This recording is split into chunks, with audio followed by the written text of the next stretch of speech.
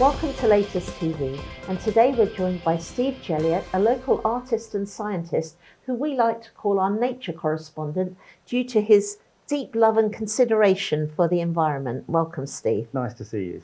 Now, you've got two strong concerns at the moment, haven't you?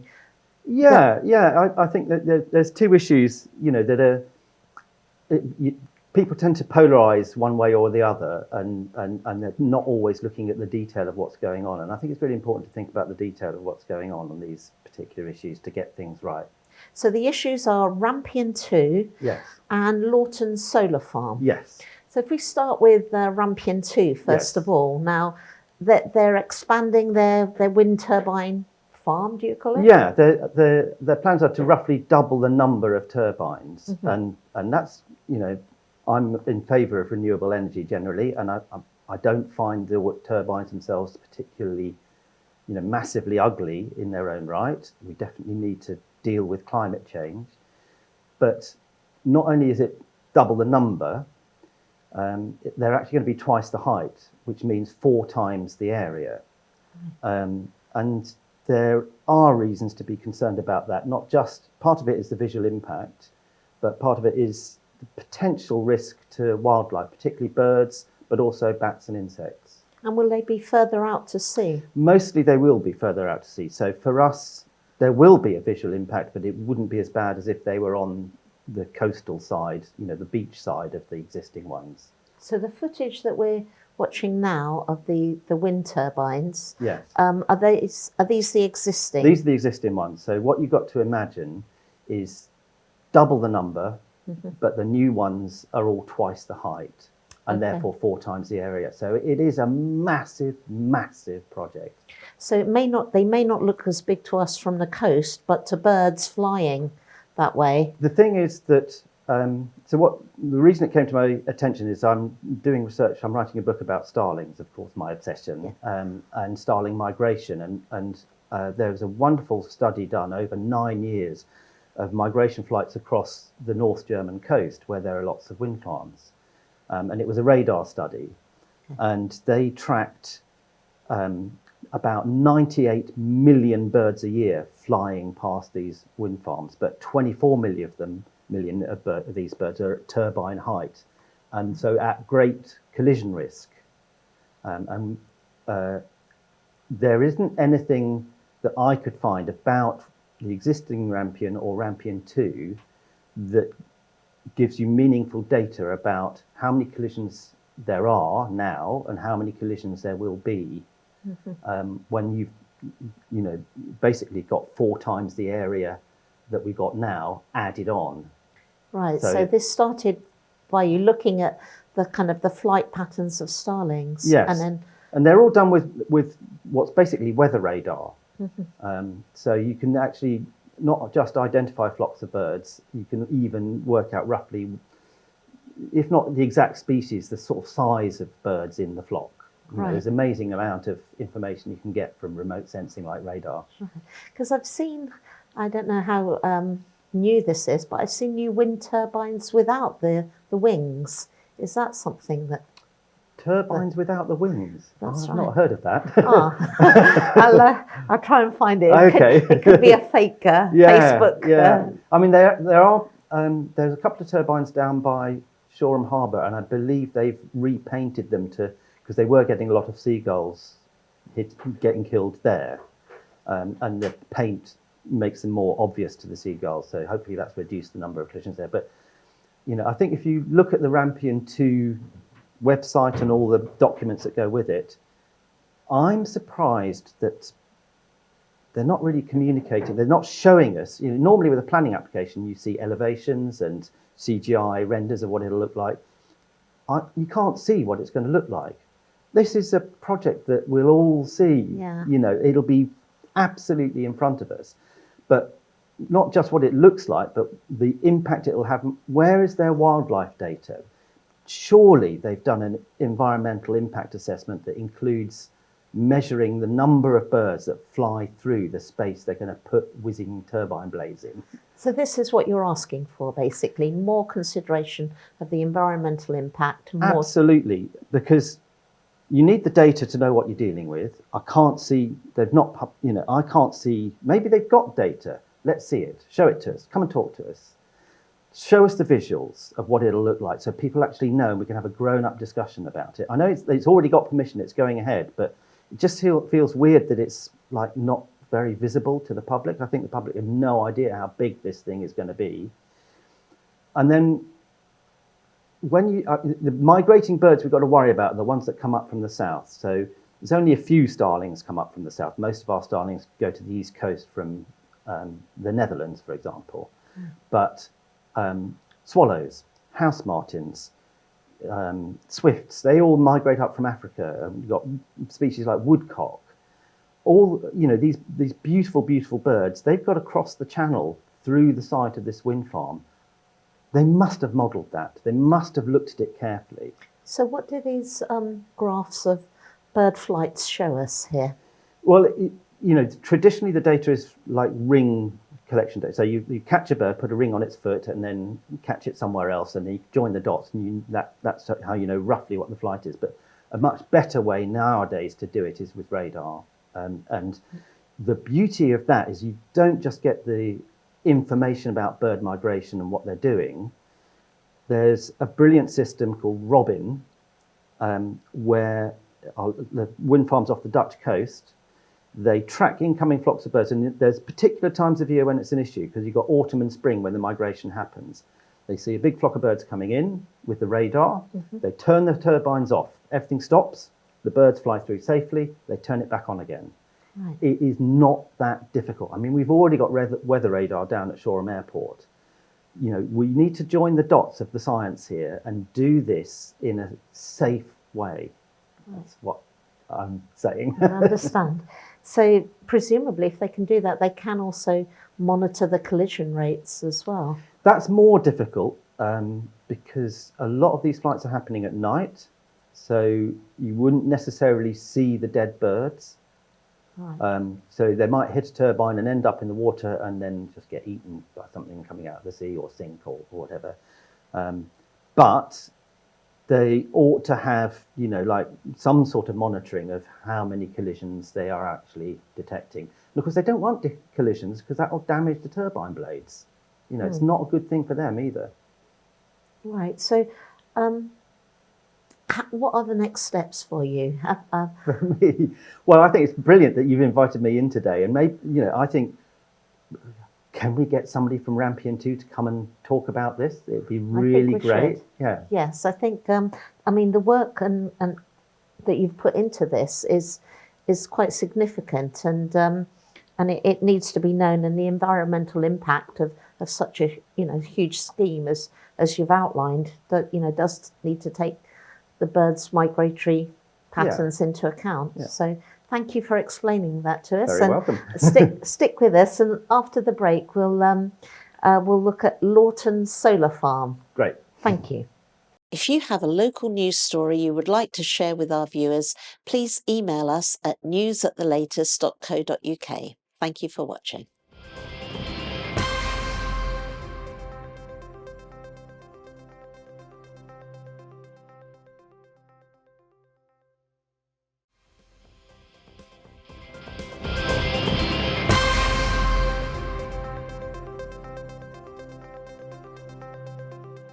Welcome back to Latest TV, and we're joined by Steve Geliot, our nature correspondent, who earlier talked about the environmental impact of new developments such as Rampion 2, and now is talking to us about Laughton Solar Farm. Welcome back, Steve. Now, Laughton Solar Farm, where is Laughton exactly? So Laughton is in the Low Weald. It's actually a really beautiful piece of low wheeled landscape. People are very familiar with the South Downs. Well, from Laughton looking south, you see Firle and Firle Beacon and Charleston and that bit of the Downs. But instead of being hilly, it's flat. It's got quite a high water table. There's a lot of sheep graze there. A lot of, it's beautiful, undeveloped farmland, basically. And it's also one of the pockets of darker skies nearby. So if you want to capture shots of stars, Ripe and Laughton and that area to the east of Lewes is a good place to go. Now you have captured those shooting stars, haven't you? Yes. Let's take a look and a listen, actually, to the wildlife at night around Laughton.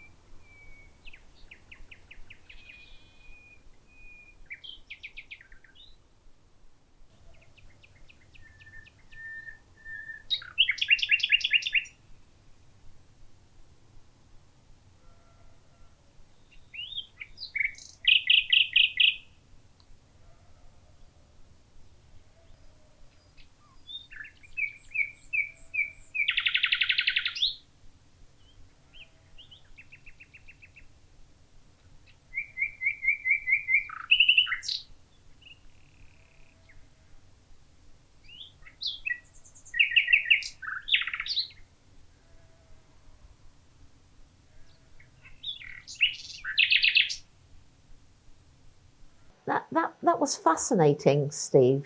What have you captured there? Well, I know that landscape quite well because I used to have a carving studio there in an old farm building. I'd be wood carving all day, and then sometimes I'd go for a little walk to just clear my head.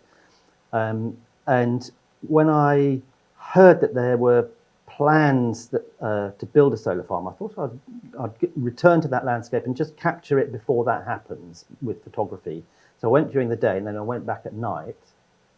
And the interesting thing at night was, the time lapse you see with the shooting stars, I could hear a nightingale in the distance. So I came back another night and walked closer to where I thought the nightingale was. And over several nights, I managed to identify half a dozen territories and get really within a couple of meters of some of the nightingales. Right. And what was interesting about that is when I looked at the planning documents, and they had the developer, the Colburns Farm solar project, had a ecologist report, didn't mention nightingales. And this is a red listed species of conservation concern right in the middle of the proposed solar farm. And I thought, that's weird. What, and I don't know whether it's just that they couldn't be bothered to go at night, or they did their report at a different time of year, but this is a key species that is threatened. So I did actually write in a comment on the planning portal, and went and spoke at the planning committee, the major planning committee at Wealdon District Council. Let's take a look at you defending the nightingales. Hi, thanks very much for your kindness letting me speak really for the nightingales. I completely understand the need for renewable energies, and I see the benefits in the biodiversity net gain packages in the planning application. This is a really special landscape. It's really notable for its starry skies and its morning mists. And if you go out walking in the night in this landscape in May, you'll hear lambs calling to their mothers, you'll hear tawny owls hunting, you'll hear barn owls hunting, and you'll hear nightingales. And you usually, getting near to midnight, you'll hear one in the distance, and then they're other ones start singing and you suddenly find you're just a few feet away from a nightingale. My records were submitted through iRecord and verified and checked, and they're now part of the scientific data on the Sussex Biodiversity Records Office. I was surprised not to see the nightingales, which are a red-listed species, mentioned in the ecological report, so I wrote the ecologists, the developers' ecologists, to ask what they thought about that, what their mitigations were to protect the nightingales, and I didn't get a reply. I wrote again and still didn't get a reply, which was surprising. I'm very grateful to Ben Rainbow for kind of noting in the documents about the nightingales. I do take issue with one thing, and he said that their territories do not lie in the development area, and that's really, when you just look at the plans, it's the way they're drawn. So the hedges and the scrubland are not being ripped out, but effectively the development area is full of several nightingale territories. And what I think about that is, if you're going to do this, you need to do it well, and the risk of the construction and development process being literally a few feet away from a nightingale nest, I think that's an unacceptable risk. So how do you mitigate it? Could there not be a buffer zone, say 50 metres, that you say you can't do construction work between March and September when the nightingales are active? So that there would be a way to do it well. And I think the other benefits, you know, what brought me just on the sides of in favour rather than against with this. Really important to control the light. We had a discussion about the light temperature with light installations. Really important for wildlife that you do not have the cool white. It's got to be the warm white. You constrain the light downwards. You only have it on when you need it. Makes a massive, massive difference. And this is a dark skies area, really. And the final thing is an unanswerable question, the scale of the visual impact. And we assess this as humans from our perspective, but we've got to remember about migrating birds like nightingales who are coming in the early spring all the way up from Africa, and they suddenly find their landscape has fundamentally changed. Will they, you know, recognise where they're going? We don't know. The science is unclear, but it's a risk we must think about. Just the scale of visual impact on migrating birds like nightingales. Thank you very much. Thank you very much. Thank you. Possibly the most balanced public speaker I've ever heard. I did wait and see which side you were going to come down on. Now that was a really impassioned plea, really, that you were making. I know that you were described there as being very balanced, but you could see the passion you have for defending. I mean, if you've nature. not experienced nightingale song, if you've not been on a night walk where there are nightingales, you've got to do it. It's just magical. And the idea that we could accidentally lose a local population of nightingales because of a totally needed renewable energy project just by doing it badly, that I can't live with that. So remind us, how many nightingales might we be talking about? There's at least 6. There's probably a few more. When I say 6 territories, so that'll be each one will be a pair. Right.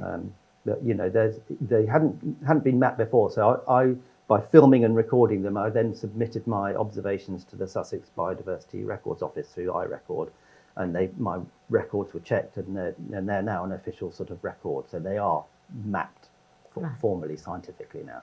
So, like Rampion, you for the solar farm, you agree with the renewable energy focus. Yeah, it's a very difficult argument because there will be a visual impact. Beautiful countryside is going to become a power station, essentially, and solar panels are not pretty. But at the same time, the existing farming there, if it's sheep, it's often improved grassland, which means fertilizers and what have you, which isn't ideal. It's not fantastic for biodiversity. Or if it's arable, there's fertilizers and pesticides and so on, unless it's organic. So their proposal did include some biodiversity net gain efforts, so a lot of habitat creation. So there were some really good things about it. So there might be a net gain for nature. Right. But they didn't mention the nightingales, and that was an omission, a serious omission. Right. So added to the swifts, house martins, nightjar, curlews, woodcocks and starlings that you're fighting to save earlier. You've added nightingales, and you also mentioned tawny owls as well. There's. Again, if you do a lot of night walking, it's one of the magical things is you can hear the hoots of the tawny owls or the screech of the barn owls, and you see them moving about. It's impossible to film at night because, obviously, my time lapses at night, your 10-second exposure. Well, if a bird has flown through there, you don't even see it. You might see a smudge, right? But with your eyes, sometimes you get quite a close encounter. It's fantastic. Right. So, with your defence there, you have been able to do something, and you'll be able to follow. I hope up so. On that. I mean, it seemed well received, and I think that the councillors were very receptive. But I've not seen the follow through. After the planning meeting, I wrote to them to ask to see the planning conditions that they'd actually formally put into the planning agreement. Not had a reply, so I'm going to follow up. So will that include things such as the light, the intensity of the light, etc.? Yeah, it's two things. It's really so the construction process itself would be quite disruptive in a nightingale territory, but if they do it at the right time of year, the nightingales wouldn't be there, and then they've departed. The construction has finished and it's all gone quiet. But I think a buffer zone anyway, of say 50 metres away from any of the nightingale territories that I've identified, and maybe a bit more work needs to be done to identify more. That wouldn't be a nightmare for the build process. A bit of harass fencing around it to just keep them away. That's sort of doable. But the other thing is, construction sites tend to have light at night, usually for security. And in fact, when they had a construction site for the A27 a couple of years ago, that created a lot of light pollution because they had very, very bright lights on that are in the blue-white part of the spectrum, which is the harmful part of the light spectrum. But no shielding, it was just bouncing up into the sky, created an enormous amount of light pollution. Didn't need to be like that. Just design it properly. Warm white, shielding, pointing down, that's fine. Switch it off when there's nobody around. Steve, thank you. You're our nature and biodiversity champion, and long may you continue to do this work. Thank Lovely you. to see you. Thanks a lot. Thank you. If you have a local news story you would like to share with our viewers, please email us at news@thelatest.co.uk. Thank you for watching.